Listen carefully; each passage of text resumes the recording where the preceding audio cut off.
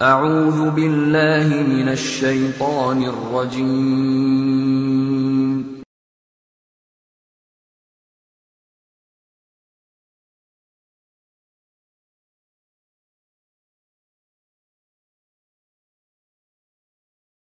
KKP Abdulla കളവ് കെട്ടിച്ചമച്ച് പ്രചരിപ്പിച്ചുകൊണ്ടിരിക്കുന്ന ഈ അബ്ദുള്ള പറയുകയും എഴുതുകയും ഡോക്യുമെന്ററിയിലൂടെയും ഇന്റർനെറ്റിലൂടെയുമൊക്കെ പ്രചരിപ്പിച്ചുകൊണ്ടിരിക്കുന്ന വ്യാജ ആരോപണങ്ങൾക്കും വികല വിശ്വാസങ്ങൾക്കും മറുപടി പറയുകയാണ് ഈ ഡോക്യുമെന്ററിയിലൂടെ.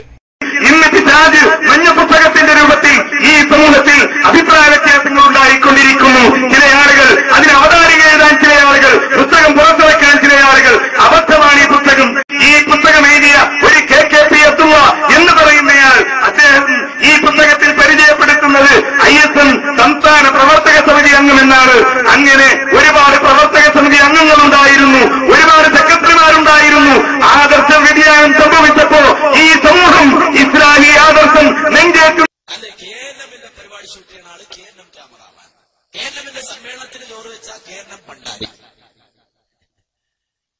പിന്നെ കേരളം പണ്ടാരി. എന്ത് കഷ്ടായത്?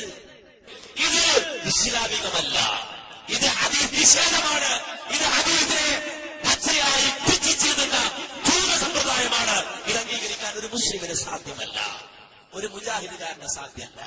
അതന്നെ ഒരു അത്രത്തോളം കളിച്ചു. പിന്നെ ഈ ശക്കരിയാനെ പുറത്താക്കാൻ നോക്കിയപ്പോ ഉണ്ടായിരുന്ന കോലാഹല അദ്ദേഹത്തിന് ഒരു പഠനമാണ്. പക്ഷെ ഇയാള് വിചാരിച്ച് ഈ വിഷയത്തിൽ ഇനി കിട്ടിയെന്നാ വിചാരിച്ചേ. സാലിം എന്ന വ്യക്തിയോട് KKP അബ്ദുള്ള എന്ന ഞാൻ മൊബൈൽ ഫോണിൽ യാതൊരു തത്വദീക്ഷയുമില്ലാതെ കുറെ കാര്യങ്ങൾ സംസാരിച്ചിരുന്നു. വാദമൊക്കെ എഴുതാൻ നിങ്ങൾ തന്നെ മതിയല്ലോ വാദപ്രയോഗം നടത്താൻ. എഴുതാൻ പേടി. ഞങ്ങൾ ധൈര്യമായിട്ട് എഴുതി. തുടക്കത്തിൽ പറഞ്ഞതല്ലേ ഞങ്ങൾ ഒരു വാദത്തിൽ ബന്ധപ്പെട്ട് മലക്കെ രക്ഷിക്കണേ, ജിന്നെ സഹായിക്കണേ എന്ന് പറഞ്ഞാലും പ്രാർത്ഥനയാണ്. ആ പ്രാർത്ഥന ശിർക്കാണ്. അത് ശിർക്കല്ല എന്ന് നിങ്ങൾക്ക് വാദമുണ്ടോ?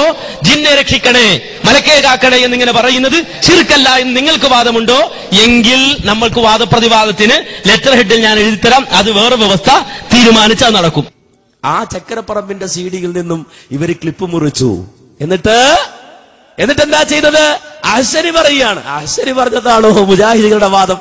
ജിന്നെ മലക്കെ സഹായിക്കണേ, ഇത് ഷിർക്കാണോ അല്ലയോ എന്നാണ് സുന്നികൾ ചോദിക്കുന്നത്.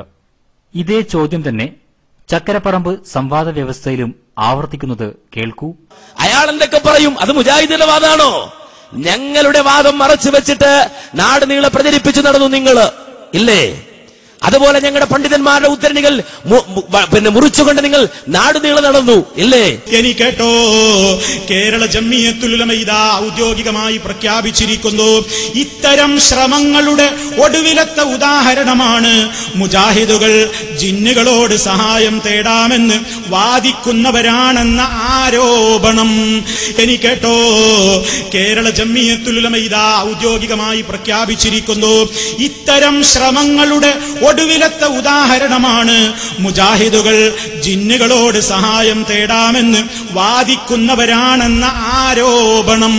എന്നുവെച്ചാൽ ഈ മൂപ്പരെ എന്നെ കൊണ്ട് ഓരോരുത്തരെയും വിളിപ്പിച്ചിട്ട് ഞാനിങ്ങനെ പോകുമ്പോ ഓരോരുത്തരും MM മദനിന്റെ വീട്ടിലെത്തിയപ്പോ പറയുന്ന MM മദനി വിളിച്ചിട്ട് ആ പുറത്ത് ഗേറ്റിലുണ്ട് KKP നിൽക്കുന്നത്, നിങ്ങളെ കാണാൻ വന്നതാണ്.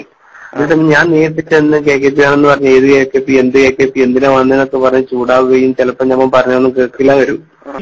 ഓ വിശ്വാസികളെ, ഇൻജാഅക്കും ഫാസിഖുൻ, നിങ്ങളുടെ അടുക്കൽ ഒരു ദുർവൃത്തനായ മനുഷ്യൻ വന്നാൽ, ഒരാൾ നിങ്ങളുടെ അടുക്കൽ വരുന്നു എന്തുകൊണ്ട്?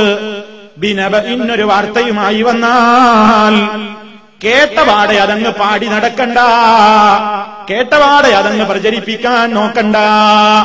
ചില വാർത്തകളൊക്കെ നിങ്ങളങ്ങ് വിശ്വസിച്ചിട്ട് ചില ജനങ്ങൾക്കെതിരെ നിങ്ങൾ ചില നടപടിക്കൊരുങ്ങും, ചില ആളുകൾക്കെതിരെ നിങ്ങൾ ചില നടപടിക്കൊരുങ്ങും. അങ്ങനെ നിങ്ങളോട് ആരെങ്കിലും വന്ന് പറഞ്ഞിട്ട് ആ മനുഷ്യനെ പറ്റി നീ തെറ്റിദ്ധരിച്ചിട്ട് അയാൾക്കെതിരെ നടപടിക്കൊരുങ്ങിയാൽ, അയാൾക്കെതിരെ പ്രശ്നമുണ്ടാക്കാൻ മെനക്കെട്ടാൽ